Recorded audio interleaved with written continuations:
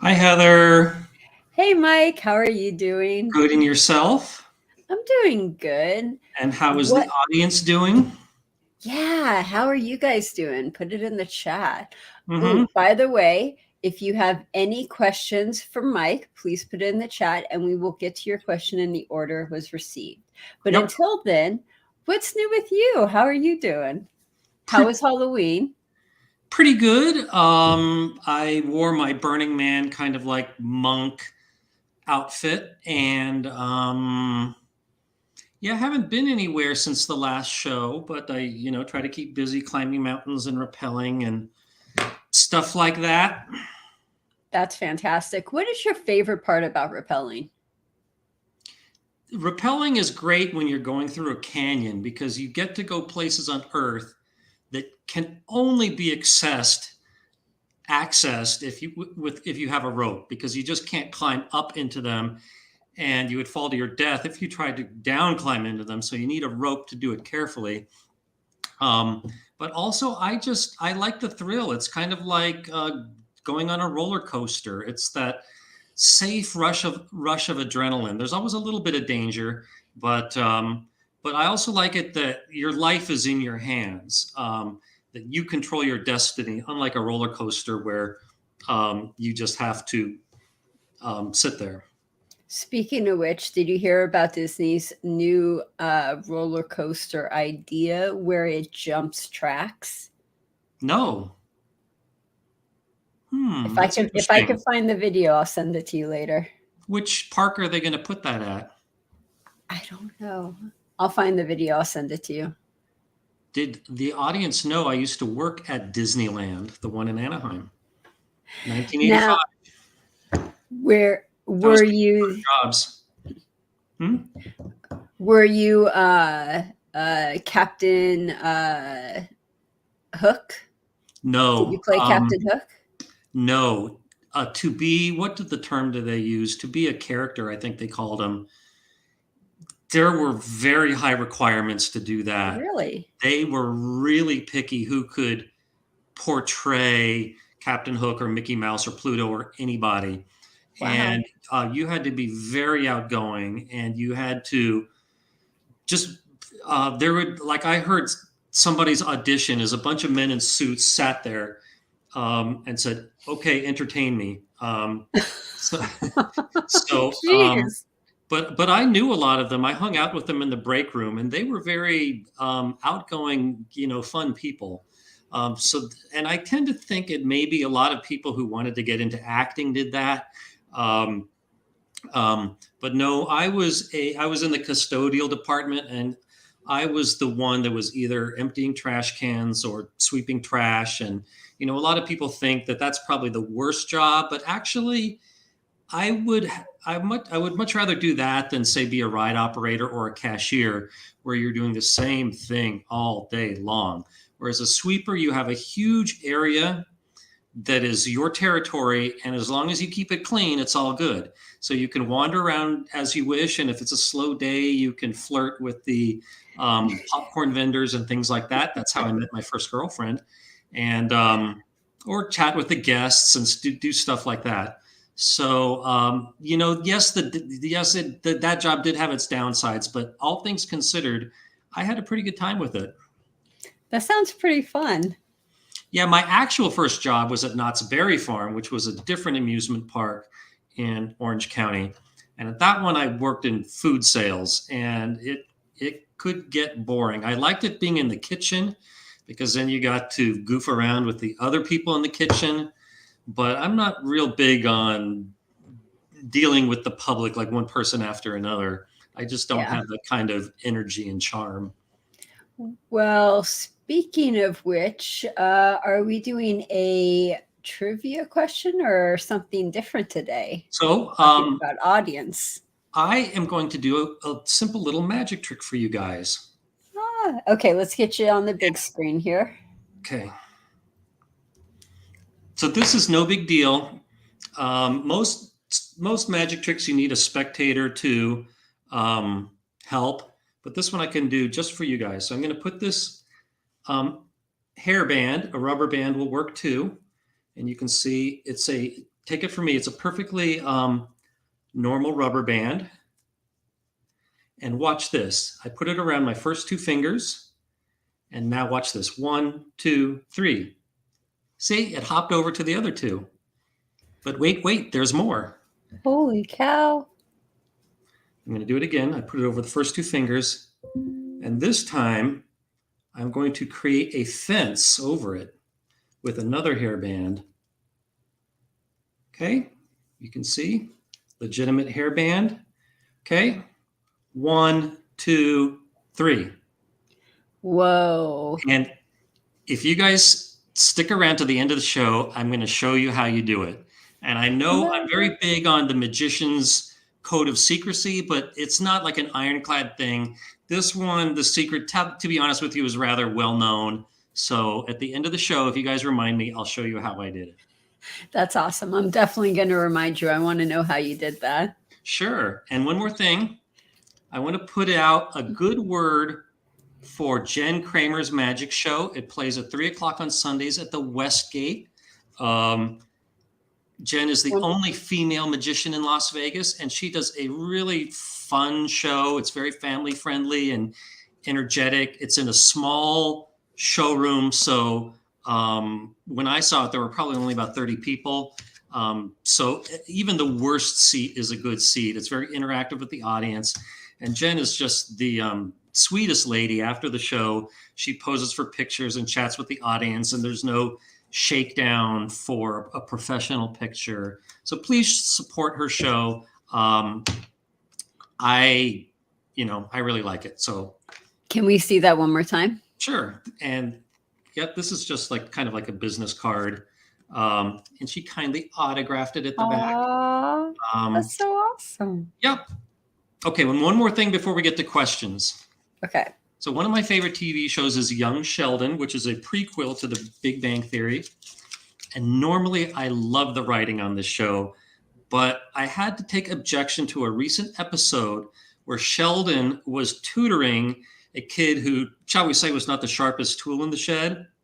And he was trying to explain the number 0. And this other kid was saying, if 0 is nothing, why is there even a term for it? Like I don't understand how 0 can be something and nothing at the same time. And this sent Sheldon into kind of he didn't know how to explain it. And then he started to doubt himself.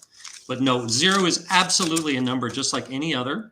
And this has always been something, I've always thought that Americans had an avoidance of the number 0 as well as negative numbers. So one thing that I got when I went to Europe is at major tourist sites, they have these €0 bills. And I just love these. Some people might say I'm the biggest sucker to pay €2 for €0. But in Europe, you don't see this fear of the number 0 like you do here. For example, if you go into any building with multiple floors, you enter on floor 0. And anything below it, like the parking garage, are the negative numbers. And I totally applaud this, as opposed to here where you enter on floor G, and if you go down, it's like B1 and B2. No, can we please use the number 0 and negative numbers in this country? But here's I'll show you these in more detail. Like this side, at least in France, is always the same. Like it shows some major things in Europe, like you see the mannequin piss, which is otherwise known as the peeing boy from Brussels. That looks like the Familia Sagrada in Barcelona. This, by the way, and the Colosseum in Rome, of course, the Eiffel Tower. And this looks like the Brandenburg Gate. And what's the other thing? The other thing I'm not sure of. If any of you know what this kind of brown looking one is, let me know. But on the other side, they have a particular thing. Like this was a particular castle in France. In fact, you can see it's over a river. And this river marked like the boundary between northern and southern France during World War II. And they would, the owners of this castle would sneak, like they got to know the German soldiers, shall we say, their routine. And they would sneak Jewish people through the castle when the guards weren't looking. And let me show you some more real quick. What is this one? Well, this one commemorates the Oktoberfest in Germany. And this one commemorates the Marine Museum in Monaco. And this one celebrates the cathedral in Monaco. This is the Arc de Triomphe in Paris, of course. The Eiffel Tower. This is the Chateau d'Azay, if I'm pronouncing it right. That's another castle in France. And I'll go through these faster. That's another castle in France. This is a Roman Colosseum in France near Nice. I believe it's one of the 3 largest Roman structures still standing in Europe, or maybe auditoriums. And this is another Roman gate in the city of Orange in France. And this is the Neuschwanstein, a very famous castle in Germany, of which the Disney castle was modeled after. And this is a like to mark the top of the Zugspitze, the highest mountain in Germany. So thank you for letting me show you those. That's really cool. Now, that brown building you were asking people about, a couple people said, is it the Leaning Tower of Pisa? You know, I've always wanted to open a pizza restaurant and call it the Leaning Tower of Pizza. And to be honest, I stole that from the Brady Bunch because Peter used to work at such a restaurant. But no, this is not the Leaning Tower of Pisa. I know it's hard to tell, but it's more square. There we go. So again, this one right here. And it looks like some kind of a fortress. It looks like there's kind of like a level near the top where maybe guards could stand. We have one more person that said the banknotes reverse portrays the Brandenburg Gate, Big Ben, Eiffel Tower in France, Italy's Colosseum, Spain's Sagrada Familia, thank you, and the Mannequin Piss of Brussels. I am so sorry I butchered that, and the Mona Lisa. Oh yeah, I forgot to mention the Mona Lisa, who you kind of see back here. I did see the Mona Lisa, by the way, on my trip. Okay, so I said all of those except for Big Ben. So there you go. In fact, I'm going to look up Big Ben real quick just to verify that. The Dollar-Brixen says it's not Big Ben, but the Elizabeth Tower. I don't think it's Big Ben because the Big Ben looks pointy at the top. What did this other person say? Elizabeth Tower.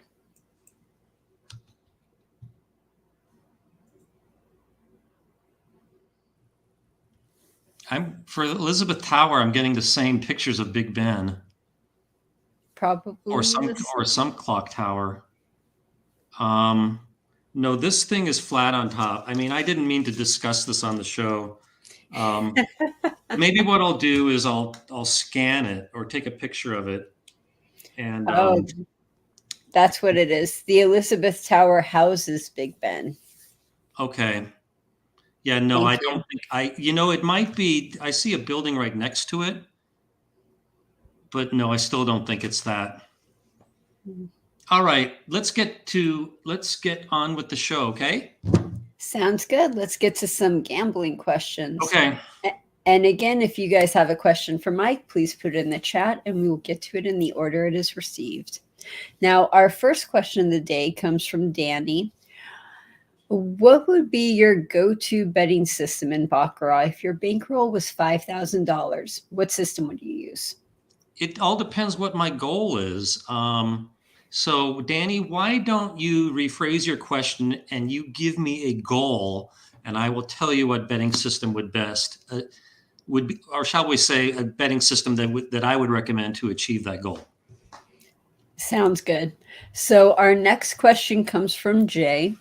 Getting dice bettors to act in their own best interest can be a high hurdle. They see that place bets pay better and will not accept that a come out is more than compensates.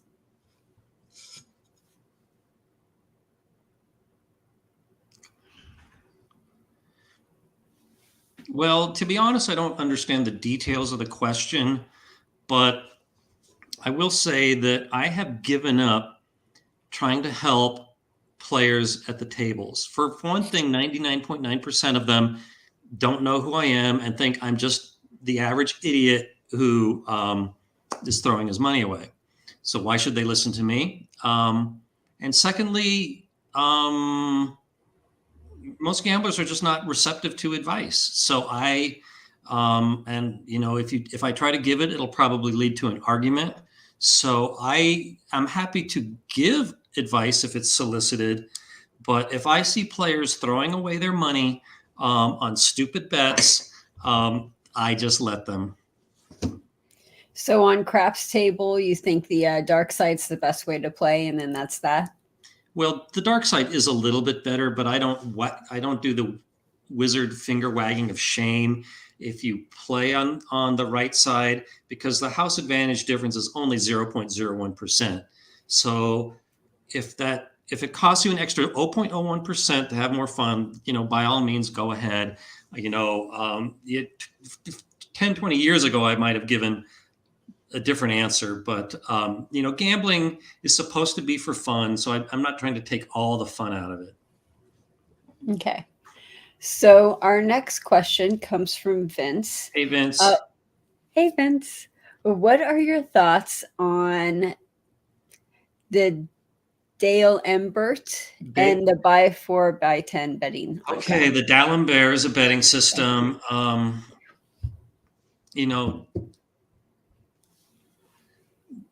To be honest, I don't even remember off the top of my head how the D'Alembert works. I know there's a whole analysis of it on my website. Yeah, I don't want to bother looking it up right now. But Vince, can you remind me the gist of the D'Alembert? And then I can comment on it better.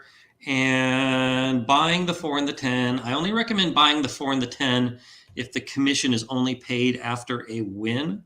If you have to prepay the commission, I recommend staying away from that. Okay. Okay, next question. Next question is from Las Vegas Jamie. What are the odds in Baccarat of banker, player, banker, player, player, banker repeating back to back?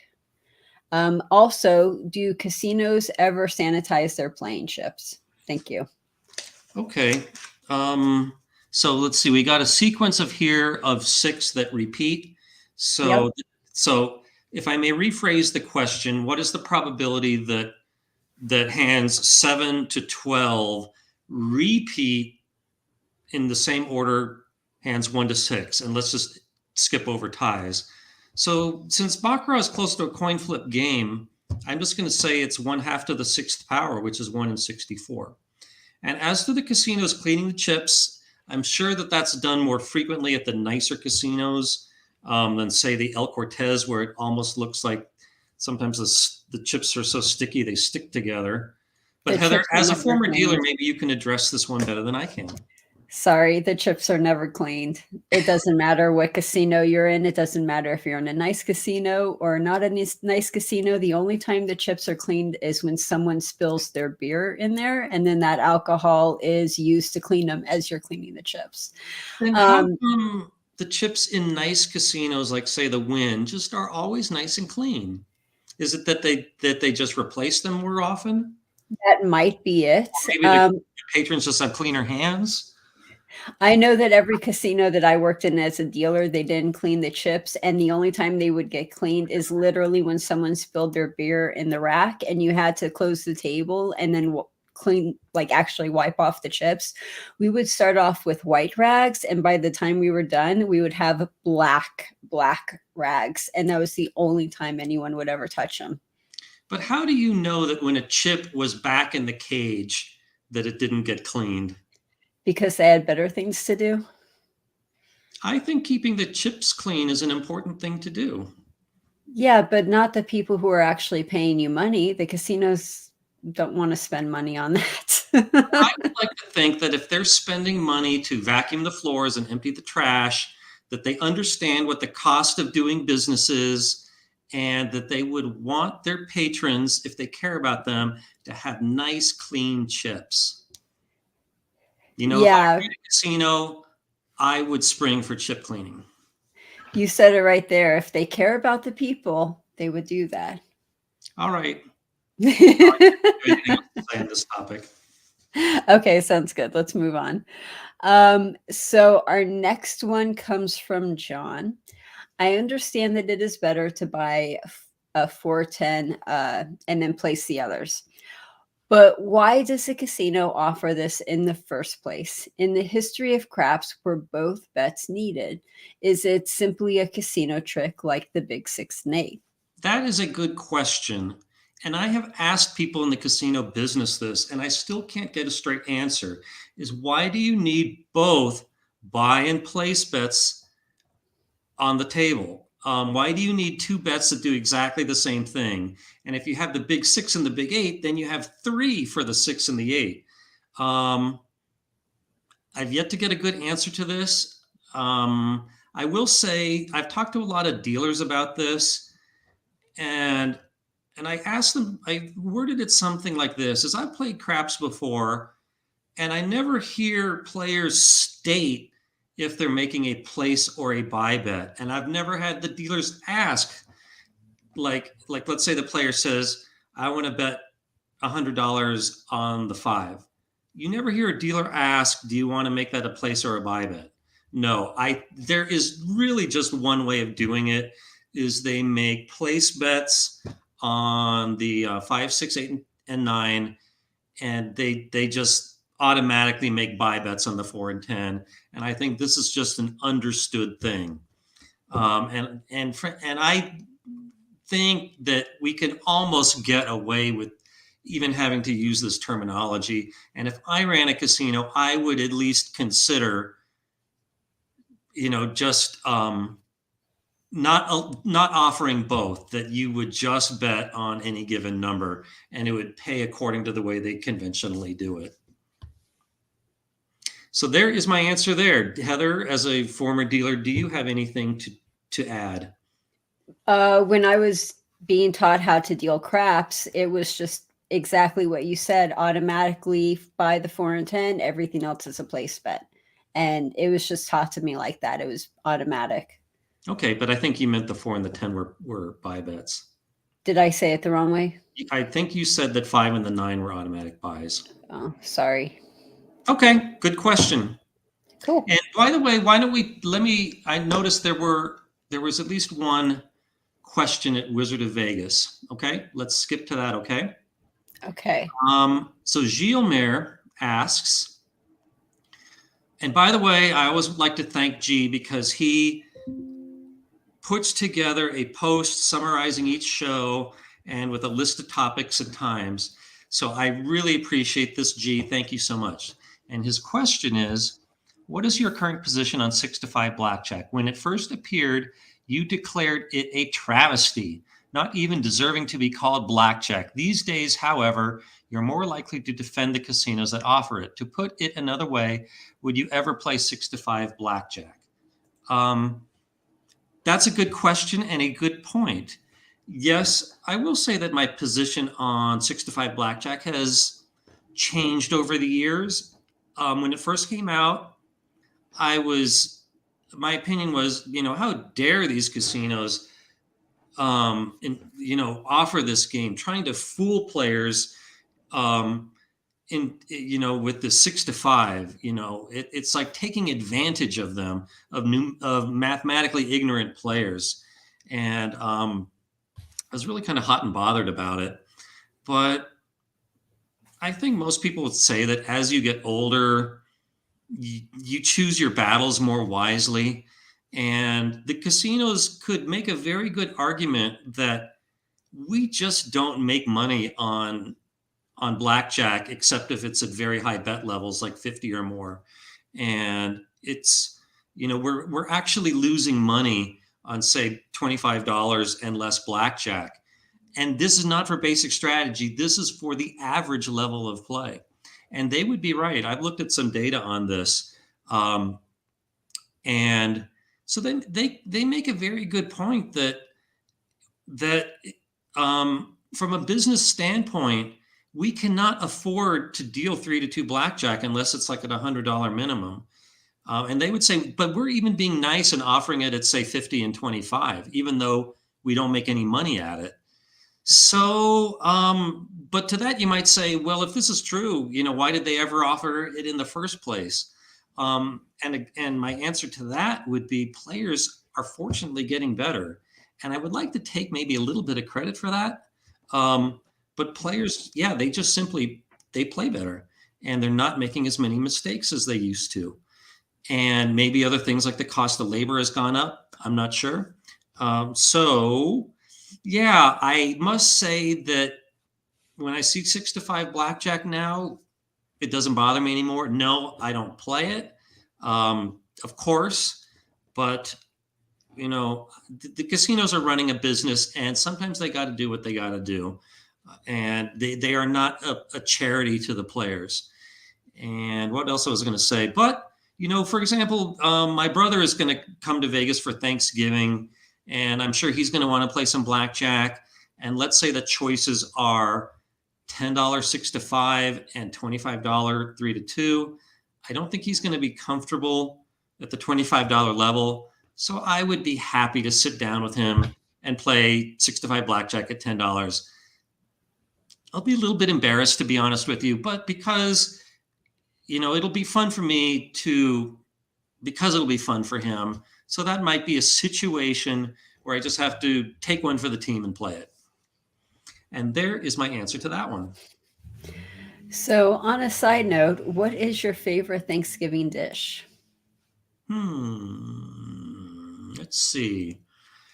I really think one thing about Thanksgiving is the whole collection of different things. Like I think everything fits together really well. Like you got the sweetness of the yams and the saltiness of kind of the stuffing and the fattiness of the turkey. You got a little bit of everything going there. So I think it's kind of like asking me what my favorite color is, because I think that just one color by itself is boring.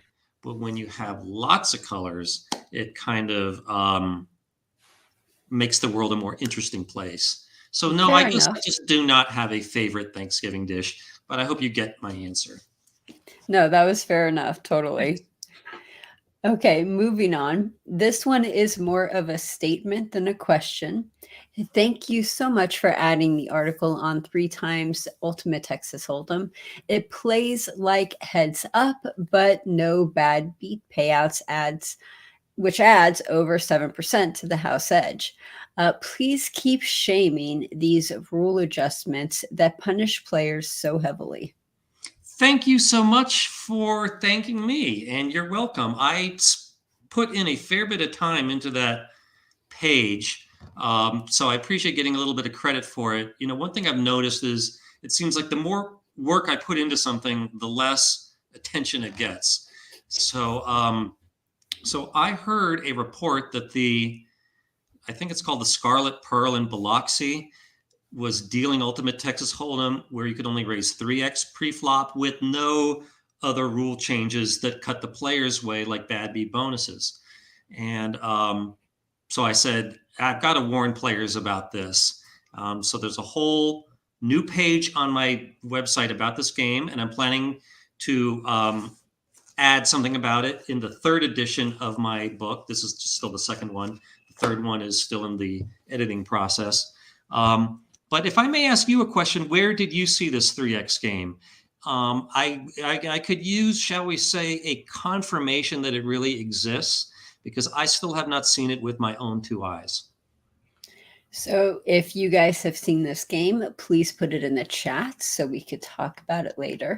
And I will also add it to kind of my list of shame on that page of casinos that offer this game. So where could people find your list of shame?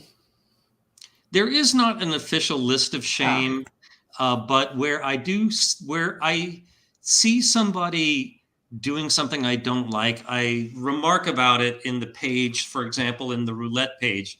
When casinos started to do 000 roulette, I believe the Venetian was the first. I, of course, pointed out that they were the ones that had the audacity to do this. And then, of course, everybody copies them. So, yeah, but no, there's not an official list of shame for things like this. Okay. So our next question is from Technics. Some people on your Wizard of Vegas website are of the opinion that typically slow nights in a casino are better for playing video poker. Are there any facts to support that? No, I mean, you can see the pay tables themselves that they stay the same for months at a time. And it would be kind of a big fuss for the casino manager to change them, shall we say, on a Monday to loosen them up and then tighten them again on a Friday. Um, and usually this myth gets perpetuated about slot machines, not video poker, where they can change the RTP without it being noticeable by the player, obviously. But this is a myth too, that casinos just kind of, I'm not saying they never change them, but it needs to be for a good reason. And casinos will probably set their machines to where they like them and probably keep them there for months or years. And another thing I'll say is that people can be kind of lazy. They if their machines are doing good, the average slot manager will probably say, if it ain't broken, why fix it? Yeah. I wasn't going to say it, but I was thinking that. It can be lazy too. Yeah. It's like they have other things to do. Yeah, like clean the chips. Okay, so our next question comes from Vince. Video poker. Does it not make sense to play bar tops, thinking that they would be better? They would pay better. Well, to address a bigger point here, in video poker, the pay table is the pay table. That's what determines the odds. That's what you should be looking for, is a good pay table. You shouldn't be caring about the day of the week and is it a bar top or a standalone machine. I will say that bar tops, sometimes they have better pay tables than the standalone machines. Sometimes they don't. If you're in a casino, just walk around and look at the pay tables and then play the machines that have the best pay tables. And you might say, how do I know what a good pay table is? Well, it's on my website, but it's also right here in my book. Is I have these tables that show you the return for all the common. I know that there's some glare here, but like this is the double bonus table. So you see in the body of it, the numbers, what everything pays if it's a one coin bet. And then the bottom row shows the return. For example, 1075 double bonus, it says right here, pays 100.17%. And if you lower that 10 to a 9, then you drop down to 99.11%, and so on. So this is a good way to tell what a good pay table is. And that is my answer to that one. I love that. Now, isn't there an app or something on the phone or Android where it tells you the pay tables of the video poker machines and where they're located at? What casino they're located at? Not that I'm aware of. I'm sure there is an app where you can put in a pay table and it'll tell you the RTP. In fact, I think my old video poker wizard did that, but that's not available anymore. But Bob Dancer I believe, has an app called Video Poker for Winners. But yeah, that's, again, like 10 pages in my book gives you the same thing. But as opposed to let's say you go into the, for example, the Orleans, and you want to know what are the best games here. I'm not aware of an app that does that, but the website vpfree2.com endeavors to do that. It's a great website. Definitely is one of my favorites. It's not always completely up to date because they have to rely on volunteers to keep those pages up to date. And and not every the volunteers don't necessarily know everything, or maybe the casino changed some things, and it might take maybe the volunteer only goes to that casino once every 6 months or so, and maybe they miss some stuff. But it is a good effort. So that is what you can do there. Okay. And then our next question comes from Paul. Any insight on how the rock, paper, scissors slot machine works? Yeah, so there is a slot machine at the Circa, if you can call it a slot machine, where basically you make a bet and you choose either rock, paper, or scissors, or you can randomize it, and then the machine does the same thing. And if you win, then a prize wheel spins, and then you win wherever the prize wheel stops. And if there is a tie, then there is a tiebreaker round, but the player earns a multiplier, and then let's say it goes tie, and then you win. Then you would get a 3x multiplier on wherever the wheel stops. And I've been meaning to check this game out, but I just haven't had a chance to go to the Circa lately. But you might ask, how does the machine choose what it plays? That I'm sure is random and based on random numbers. So a random number generator for the rock, paper, scissors. Random numbers determine what happens with pretty much any game that plugs into a wall. And it's not like, let's say you play Blackjack, that it determined your outcome before the hand, but it does determine things like how the cards are shuffled. And in games like Roulette, it determines where the wheel stops and things like that. So interesting. Yeah. Very interesting. Now, here's the fun question. Do you own any old slot machines or table games in your house? Well, you might see this one right. You might see this one right here. And I played this before on a previous live stream. But that is a really old heavy slot machine. Let me put this back on the tripod. And I bet it looks really interesting. I also own a totally legitimate casino quality craps table. And I have a ping pong table top on it. But yeah, I have a very nice craps table. No, I'm sorry, a poker table. That sometimes when Mrs. Wizard isn't home, me and the boys have a game of poker. And but like I said, most of the time it has a ping pong top on it. And I also, I used to own 2 blackjack tables, but I disassembled them because they were wasting space.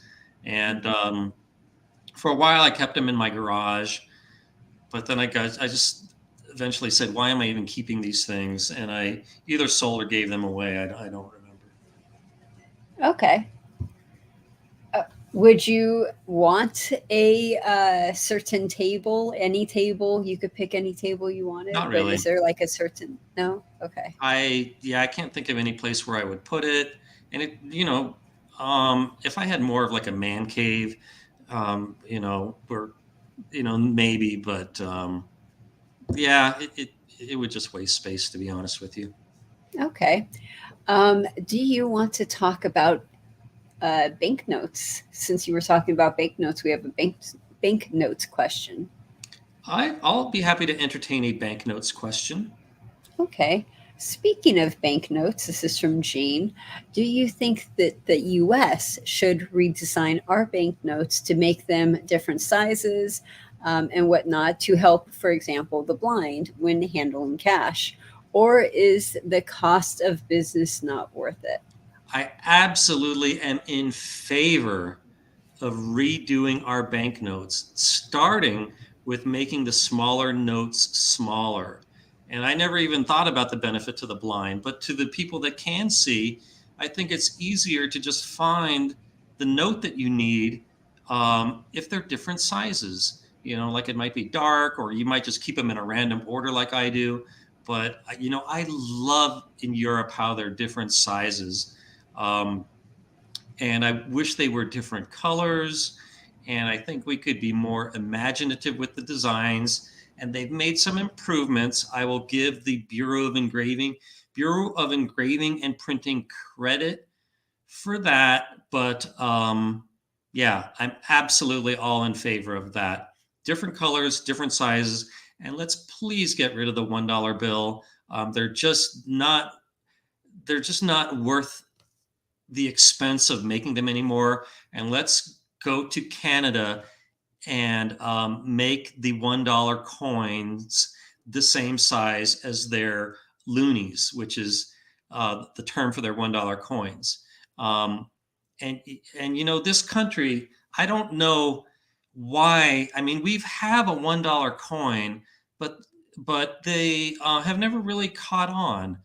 And we've tried different sizes. I could just see people in DC saying that maybe it didn't catch on because people didn't like the size. No, let's just copy Canada because they chose the size really well as for their $2 coin. And then we just have to quit making $1 paper bills, and the public will be forced to use the coins. I think the public is so against coins that when they came out with the dollar coin, they're like, we're not using this because we're against coins to begin with. I've never really asked anybody about this. Maybe Nobody you're likes right. the penny. Nobody likes the nickel. The quarters are but that's only because you need them on a few cases. Well, my personal opinion is I like dimes and quarters. One thing I like about them is their value is in proportion to their size. For example, I have, probably about 10 pounds worth of silver coins, and you can easily tell its value, even if it's a mixture of quarters and dimes and half dollars, by its weight, because the quantity of silver is in proportion to the denomination of the coin. And Well, where was I going with that? speaking about size, isn't the penny bigger than the dime? It is. And that's another thing that doesn't make sense to me. Like in Europe, the coins are all in size order. So, like if I needed to find, say, a 50-cent coin, I don't need to actually, I can't tell as an American based on looking at them, but I can tell based on the size. So, I favor, again, getting rid of both the penny and the nickel, as New Zealand has done. Agreed. Okay, so our next question comes from John. Hi, greetings. I'm very new to your YouTube channel. Hi. Can advantage play methods work on the electronic roulette wheel? It depends what the advantage play method is. Some of them work better and some of them work worse. And I'm sworn to secrecy about this topic a little bit. So you would need to you feel free to ask another question, but specify what advantage play method you're talking about. And while we're waiting for that, and did we ever see anything about where this 3x UTH game is? Nope. I still haven't gotten a comment yet about that. Okay. But I love how you put a good mystery in there. Okay. So our next question comes from Anne. Hi, Anne. Is there anywhere online that I can find a multi-strike strategy calculator? And if not, are you willing to add one to your website? Well, don't I already have one? Let me check. So you go to Wizard of Odds, Game Calculators. And Anne, are you looking for... Okay, you're looking for a strategy calculator. Let me go back. Where was I? Gambling calculators, video poker strategy, and then I click begin, and then I click, yeah, you're right, I do not. I do have them for regular video poker, anything's wild, 5 aces, and quick quads. But my website does say how you can generate your own strategies for multi strike. It's a bit much to get into on the live stream, but I'm afraid the guy who made the strategy calculator doesn't work for me anymore. And I if he ever asks for work again, I'd be happy to ask him to do that. But at this time, it is not in the works, I'm afraid. But maybe I'll make an Ask the Wizard question out of how to fake it. And I'm overdue to write another column. Well, I'm looking forward to reading that. Thanks. So Vince did reply about the Alembert. Yeah, I'm so sorry. I cannot pronounce that. He said that step ladder up after a loss, and then you go down after a win.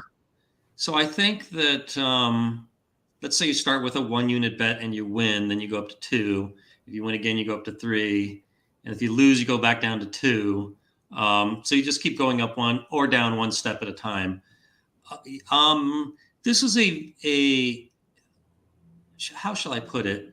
A pretty safe betting system in terms of like it minimizes volatility, and to be honest, I think that if you want to use a betting system, but you don't want a chance of losing a lot of money, but you do like the excitement of kind of your bet going up and down, then the D'Alembert, I think you would have fun with it. I really want to emphasize that no betting system eliminates the house advantage. In fact, they don't even dent it, but they do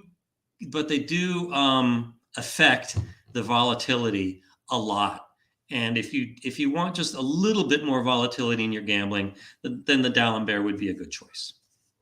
And that is my answer to that one. Awesome. And we also have a reply for the goal of the Baccarat system that we were talking about earlier.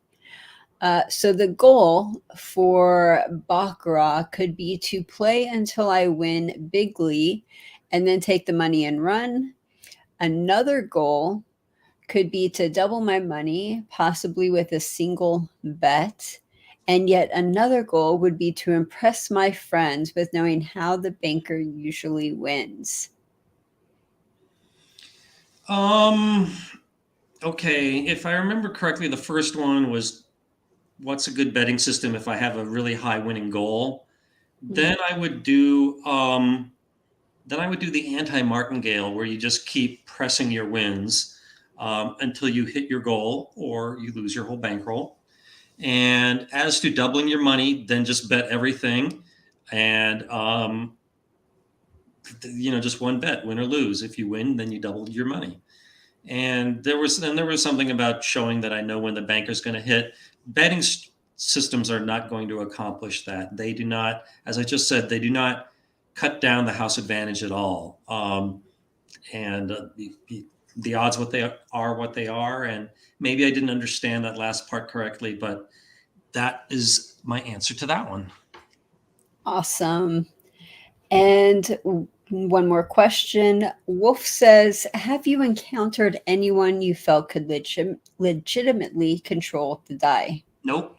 I've been talking about this for some 15 years, and I have yet to meet anybody who has given me anything even close to evidence that they can control the dice. And now a skeptic might say to that, well, these people who can probably don't want it broadcast, which would be a good point. But for all of the people that teach dice control and sell books on it, if I would be happy to entertain what your evidence is or watch you play, and if you can convince me you can influence the dice, I'd be happy to make a public statement about that, which I think would help sell classes and books. But nobody has asked me to do this yet, which I think says something. You've been saying that for a long time too. It's been years and years. Yep. But somebody, I'm going to be doing a what's it called? somebody is doing a craps thing for charity later this month, and I'm going to be helping with that. And he's going to send me some data on his rolls and ask me to analyze them. And he hasn't sent me the data yet, but when he does, I'm going to look at it, and I'm going to analyze it on this show. And I'm afraid I don't remember the details about it, about when the show is going to be at this time. I'm looking forward to that. Thanks. You're welcome. We have 7 more minutes left. How long do you think it'll take you to do that magic trick? Well, let's just do it right now, okay? Okay, awesome. Put you up on the big screen. So this is really simple. So again, let me do it from the beginning. You put the rubber band around 2 fingers. I like to do it around these 2. And I like to show the audience that it's a normal rubber band because I do need to stretch it for the trick. So this kind of gets the audience, shall we say, it's not going to seem as suspicious when I do. So here's the trick: is you make a fist and then you put it over your fingertips. And you're not supposed to see me doing that, but let me show you what it looks like from the other side. Here's what it looks like from my side. So then when you lift up your hand, bing, it just springs over to the other side. Ooh. Nice and simple. And watch, I can make it go back. See, I make my fist, and you don't see me, but I'm putting it around my fingertips. Open my fist, and there it goes to the other side. And remember how I built the fence? This does not change anything. It still works even with the fence. I could put as many fences as I want here. Again, I show you that it's nice and elastic. I make my fist. And again, do not let the audience see you put the end around your fingertips. Bing. So there you go. There is your free magic lesson for this live stream. That is so cool. I like this. This is fun. I'm looking forward to your next one. Thank you. Do you have enough magic tricks to keep going for a while? Well, I think for a while, as I think I said at the beginning, a lot of magic tricks, you need a spectator because you're doing something like pick a card. So it might be that I have to be my own spectator, and you'll have to take it on faith that I'm picking a random card. But yeah, let's just see how it goes. And audience, I hope you like this. And this trick I just did is really easy. And if you care, and all you need is a rubber band to do it. That's so cool. Okay, so we still have 5 minutes left. Hit me with another gambling question. So this one comes from Shane. All these YouTube channels that are doing group slot polls now, do you think they're playing long enough to come close to the expected payback, or do they have any advantage over playing alone?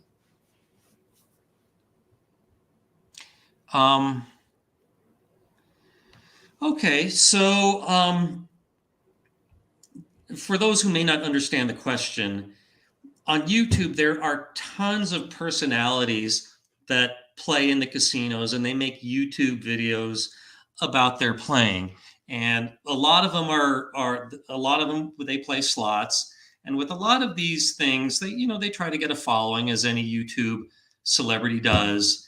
And they will, I think the way they do it is they say, okay, on such and such a date, I'm going to go to this casino and I'm going to play this machine this many times.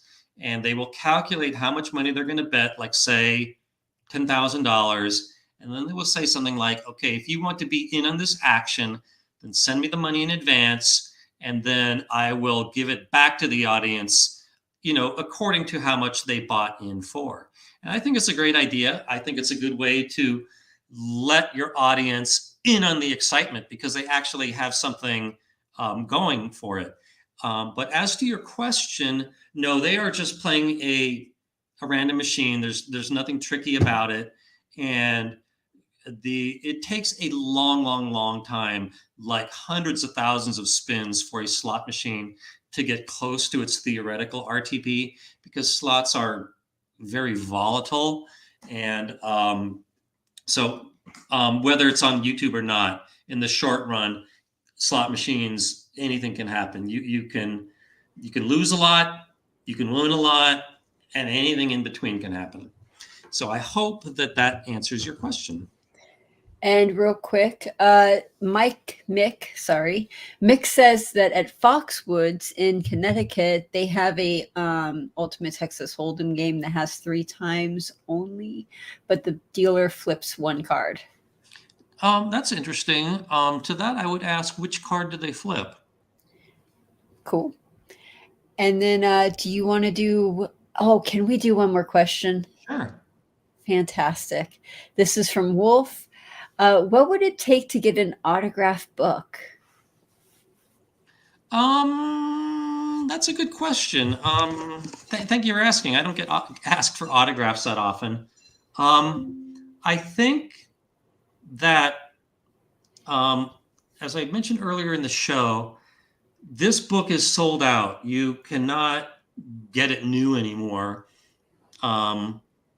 So the 3rd printing is in the works. I wrote a whole new section on slot machines, especially games like Cashman Bingo and Hexbreaker, where I explain how sometimes they're in a positive state and how to know if it's positive or not. So I'm going to have some great coverage about slot machines in the 3rd edition. It's still in the editor's hand. I believe he's going through that chapter right now. And as much as I love Huntington Press, nobody ever said they were especially fast. So you just have to be patient with that, as I am. But I believe with the first 2 printings is to kind of celebrate, is he sat me down with like 1,000 books and I autographed all of them. And Huntington Press will say with the first 1,000 books, they will be autographed by the author.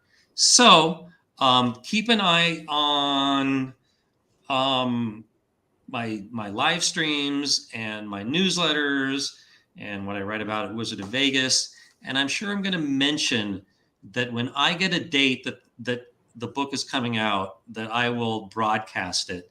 And again, if you buy one of the first copies, it'll be autographed. However, if you're ever close to my house on the west side of Las Vegas, I'd be happy to meet you and sign an older book. You're so awesome.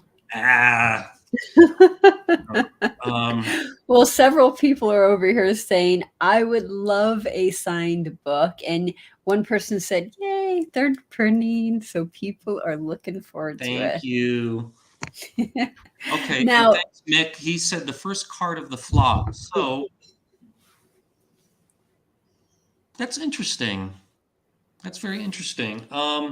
So I interpret that before you make the pre-flop decision, they flip over 1 card.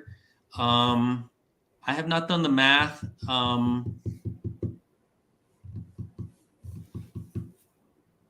Yeah, I should. Maybe I'm just going to call the Scarlet Pearl and ask them. But the way I did my math was according to the regular game, where pre-flop you don't get to see anything. I will say that I don't think it's going to help that much to see. Well, no, I'll take that back. I shouldn't say that. Thank you for that information. Awesome. So it is 4:00. We are officially done for the day. When is the next time we're going to be able to see each other? Let's see here. So today is December the 10th. I'm not averse to doing this on Thanksgiving. How do you feel, Heather? I'm not doing anything on Thanksgiving. Do you mean you're not doing it so you're available, or you don't want to do it on Thanksgiving? No, I'm available. I have celiac disease, so I don't really celebrate Thanksgiving. Okay. Yeah, and I already knew that. That's why I'm not really. Yeah, it's not a big deal at all. Maybe some of the audience doesn't know what celiac disease is. Oh, Celiac disease is an autoimmune disorder where if I have any wheat or gluten at all, my body freaks out and then it just sort of goes haywire and attacks everything. And then I'm sick. So I have a really weird diet. Yeah, I hope you don't mind me telling the story that as much as I enjoy your company, Heather, when you go out to a restaurant to eat with Heather, you have to go through this every time as she asks a million questions of the waiters. What has gluten? I have celiac disease. My life is in your hands. And there's all this questioning if there's gluten in the menu. And one It's not time, fun. okay, I hope you don't mind me telling the story. Just say No, stop. go ahead. One time we were eating at the Downtown Grand. It might have still been the Lady Luck at the time. And we go through the whole routine, and you end up ordering something. And then either in the middle of eating it or towards the end of the meal, the manager comes out, guy dressed in a suit, and he says something like, I hear you were asking about gluten and that you have celiac disease. And you said, yes, I do. That was me. And he said, I'm afraid the waiter gave you incorrect information and what you just ate had gluten in it. And he fell over himself apologizing. He paid for both of our meals. Do you remember that? I remember that. Do you remember what happened afterwards? Because I wasn't around for what happened afterwards. I was sick. Yeah. I was like, well, at least I know why. But, I at least appreciate their honesty. Yeah. A lesser person would have just done nothing and denied anything. But, I appreciate someone that when they make a mistake, they own up to it, even though there may not be, even though you can't maybe prove that they made a mistake. So they get both good and bad credit for that. I would much rather someone admit it. If you have admit anything to add, of course, you're welcome to. No, I would much rather have someone admit it, definitely. And I just have to say the Cheesecake Factory was the absolute worst, and I will never go back there.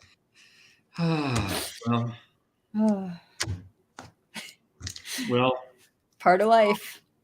Yeah. Well, I have family coming on Thanksgiving, and I was thinking maybe I should not We could do it the week after. Yeah, let's do it on December 1st. Okay, sounds good. So December 1st, Thursday, 3 p.m. Pacific Standard Time. Yep. If we weren't able to answer your question, please arrive early, and you could get your question in probably an hour, 2 hours beforehand. So feel free to do that. And again, we do questions in the order that they are received. Yep. So thanks audience for all your questions and your participation or just watching, even if you didn't do anything. I really appreciate it. And thanks, Heather, for being my Robin Quivers. Oh, yeah. It's always a pleasure. Yeah, and doing all the technical stuff. And so I'll see you guys on December 1st. Sounds great. Hope everyone has a great one. Have a good Thanksgiving. Bye. Bye. I'm so jealous of you.